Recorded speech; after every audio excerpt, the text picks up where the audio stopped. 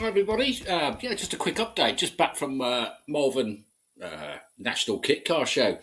What a cracking day it was. The trade stands were busy. A lot more trade stands there as well. Manufacturer stands were busy. And the outside club stands were also busy and just absolutely brilliant. One car we did pick up on though, and we did have an interview with the person who built it. That was Locost 001, which was on the complete kit car stand of historic cars. So yeah, we did do an interview with Ron Champion. We did do an interview with Matt Reid. So yeah, stay tuned for that because it's Ron explains why the Locost 001 came about, why he ended up building more, and why he ended up writing a book about it. It's an absolutely fascinating story. So yeah, stay tuned.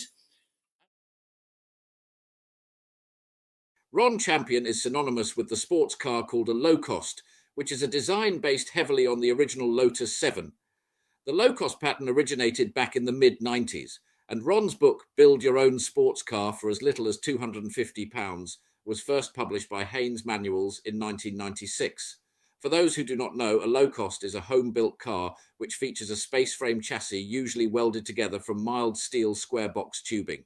The original design featured a double wishbone front suspension with coil spring struts. It used a live axle rear suspension, had aluminium body panels and fiberglass nose cone and wings.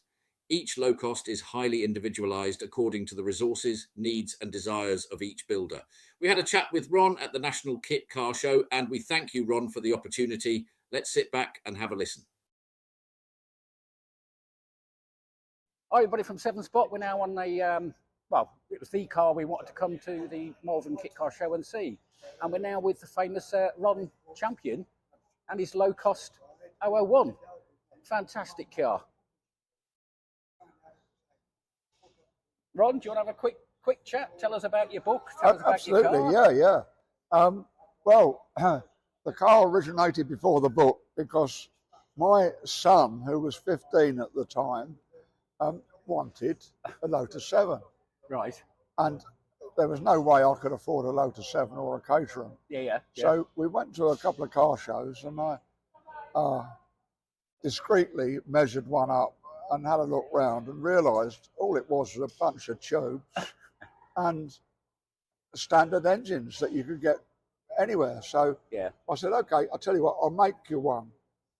I live and still live near Corby, which was a steel working town, and got permission to go through their scrap bin and got lots of round tube, square tube, 16 gauge tube, etc. And they said, well, you can go through the scrap bin. This is before health and safety. Absolutely, yeah. You could climb over everything back in them days. I remember the old scrap yards you could go to as well. Yeah.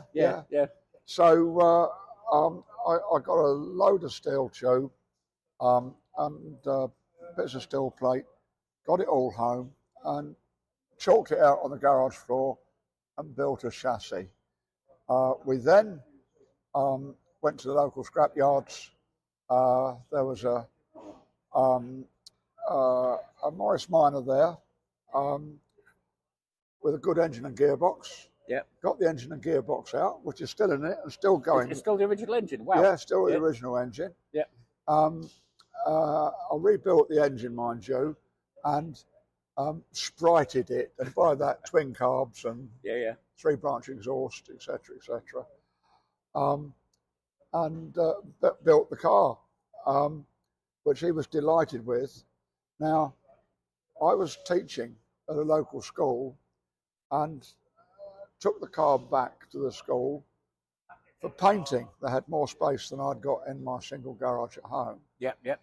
The lads at the school, and I am being sexist because it was a boys only boarding school, then it's co-ed now, they wanted one each. Right. So that's kind of like where it started from, really. Yeah, got permission from the headmaster, had a meeting with the parents. The parents said, yeah, we'll fund it, we'll fund our own son's car, and we started building them. Yeah.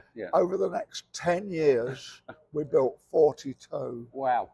All driven away by the lads. By the lads at school, yeah? Yeah, while they're still at school, or driven away by their parents. I got one lad, Barnaby Guest, who built two. He built one road car and one race car, which he raced for a season. And he had the road car built before he'd even passed his driving test. Wow. Passed his driving test, then went motor racing in a Locost 7. Yeah. So that's how it all took off. How it all took off. And then you obviously wrote the book as well. Well, I don't profess to be an academic. I'm an engineer. Yeah. And my colleagues in the school were saying, Ron, you ought to write a book. You ought to write a book. Well, the only motoring publishers I knew of were Haynes. Yes, So, I remember the Haynes service manuals. Yeah, back so in the day. I put a package of photographs of the build together and a few words, a synopsis, send it off to Haynes, and the rest is history. The same week I got a letter back, yeah, we're going for it. I got an advance payment, and the rest is history. And the rest literally. is history, because it's spawned hundreds of people to build Absolutely. at low cost. Well, what's really kicked it off was it opened the doors for everyone. Yeah. Regardless of budget, basically. Yeah. Caterham had taken Westfield to court because the Westfield, in their opinion, was too much like a Caterham. Yeah. And one, Caterham had to, Westfield had to change all their designs. Yeah. The book had been out for a couple of years. There were a few dozen Locosts on the road. And then Westfield decided to take me to court for producing a car that's like the Westfield. We got right up to the court steps and they withdrew. Yeah. Well, once they'd done that, it opened the doors for everyone. Everybody. Everyone. Yeah. You know, no one's going to contest it. Westfield have had a go. Yeah. Been thrown out. Yeah. Yeah. Brilliant. I'd have to say this is Matt Reid's car, isn't it? He's done a cracking. Yes, it is. This is Locost 001, the very first one you built. The very first one, the one I built in the house garage, the one I built for my son.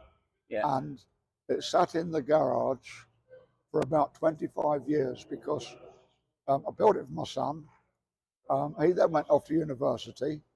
After university, he travelled around the Far East and then got a job. And every year when he came home, I said, look, what we're going to do about this car? Fine. But he needed accommodation with a garage, which he hadn't got. Well, after 25 years, I said, look, it's starting to deteriorate. I'll sell it on your behalf. And for the first time, he gave me permission to sell it. Wow. Yeah. And Matt was the... Matt's now the... Yeah. I'd like to refer to him as the custodian, not the owner. But absolutely. Custodian of a classic. Yeah. Well, it is the classic. It is the original one. Absolutely. There is no other. Yeah. Brilliant. Thanks very much, Ron, it's my pleasure. Time. It's my pleasure as well. Real honour. Say hello to Jim. Hi, Jim. Jim Gould at 7 Spot. He'll get the video a bit later on. Thank you very much. I'll post it up so you can see it. That's okay. Been an absolute pleasure talking to you, Ron. Thank Pleasure's you so much. all mine. Thank you. Thank you so much. Yeah. And Lotus 001. We're now with Matt Reid, who I think you've probably heard me saying to Ron, you are the current custodian. Custodian is exactly the right word, John. Yeah. Exactly. The right word. I agree. So when did you get this car? It was about 3-4 years ago, I think. 2 years at the end of January, so 2.5 years ago now. 2.5 years ago. Yeah. And you've fully rebuilt it.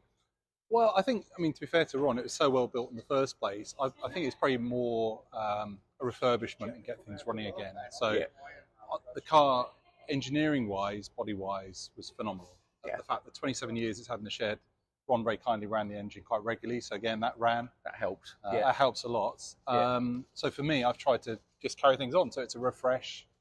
A lot of electrics, a lot of the Premier wiring did your electrics. Premier wiring. I saw Premier wiring. I saw you marking up the loom and sending it off, and then the guys up there just put one together. It was pretty much plug and play, wasn't it? They were absolutely brilliant. To be fair, absolutely phenomenal. And to be fair, took every switch, laid it all out on the board, and handed me back a loom. So now the car, everything runs off the Premier wiring loom. Literally every cable was taken out. It's an entire Premier wiring loom throughout. And actually, for future proofing, I don't think we ever will, but if we want to go and put heater and matrix it's there. Wiring's all there, neatly tucked away, fuses. Heated seats. Oh yeah, heated steering wheel. John, you got to get with the times. Right, this is the UK, of course. Yeah, exactly. I think the biggest thing probably was paintwork, because the So primer structure failed away over time. So all the green, it's quite nice actually, because the green is... That's the original green as well, isn't it? Well, it's the original green, so Ron has got, you know, a phenomenal memory. Well, so I depth, get depth of knowledge. depth of knowledge and a phenomenal memory as well for what happened in the early 90s. Because it was a mix of paints as well, wasn't it? It was two-thirds of a can of... I asked Ron, so I said, what colour is it? Because I need to paint it again. I didn't want to just turn up and get it micro measured, which is what I did do in the end. Yeah. But it was two-thirds of a can of British Racing green and a third of a can of Cortina yellow. I was going to say it's the green and yellow mix, but the yellow doesn't really... Well, it's obviously green. It comes across as green, but that little yellow tinge to it as well. Yeah, that little yellow tinge. So it's not a British Racing green colour. But the yellow parts on the car are as Ron painted them. So the little nick in the rear wheel arch with a little bit of filler in it. Part of me wants to make it all immaculate. But part of it is... Was that Ron? It wasn't me. No comment who it could have been.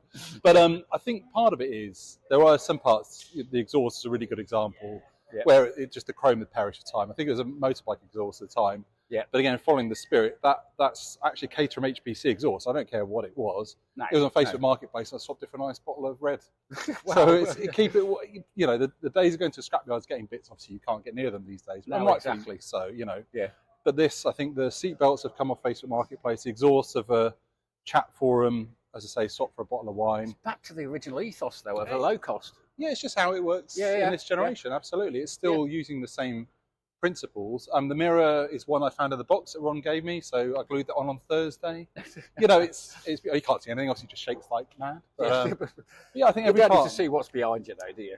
But it does show you how well things were made, because if I haven't put...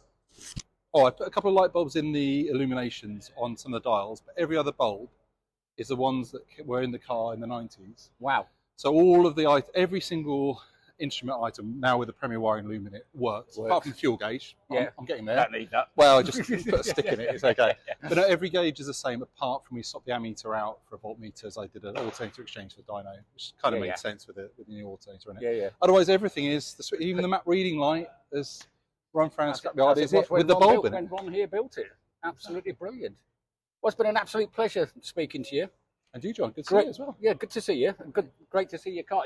This was the car we were coming to see. Oh, it's beautiful. It's very kind of you. And I think it's great. It's like, custodian is a great word for it. This is Ron's history, Ron's car. Exactly. We're just the current overseers of care for it. That's the way it works. You're doing a good job. Oh, it's a pleasure. It's a pleasure. Yeah. So, thank you, John. Keep looking after it. Yeah, we'll keep going. We'll keep going. Yeah, cheers, Matt. Thank you. Cheers, Jim. Catch you later.